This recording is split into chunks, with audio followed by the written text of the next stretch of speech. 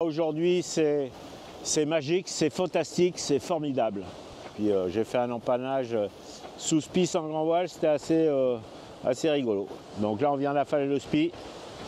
Et donc là, le bateau, il va... Là, on va super bien. Même si c'est sa 6e participation, le plaisir que procure le Vendée Globe est intact pour Jean Le Cam, qui mène avec brio le groupe des bateaux à dérive droite. L'essentiel de la flotte profite de conditions de navigation plus clémentes dans le Pacifique, après un Indien éprouvant. Plutôt des conditions pas forcément faciles, mais rapides, avec des trajectoires quand même assez rectilignes, et on était assez sud, donc ça allait vite contrairement à l'Indien. J'espère que le Pacifique portera bien son nom pour le coup. J'essaye de profiter de ces moments incroyables parce que ça, même si ça paraît long par moment, ça va pas durer longtemps. Moi j'ai la patate, maintenant que j'arrive dans le Pacifique, il y a quand même beaucoup moins de vent, beaucoup moins de mer. Il fait beaucoup plus doux.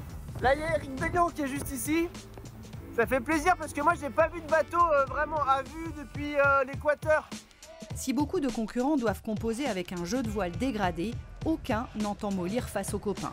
L'émulation joue à plein, comme dans le groupe de Benjamin Dutreux, Clarisse Kremer et Sam Davis, qui approchent du point Nemo.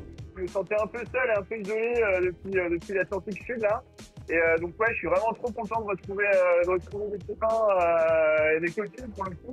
Et c'est vrai que je préfère quand même quand on se tire la bourre à plusieurs et qu'on n'est pas trop loin, c'est quand même plus sympa quoi. À l'avant, Charlie Dalin et Johan Richaume jouent leur propre match au couteau. Le premier a recollé le second à moins de 20 000. Ces deux-là, qui ont décidément les faveurs du dieu météo, devraient dès demain toucher une nouvelle dépression pour les propulser.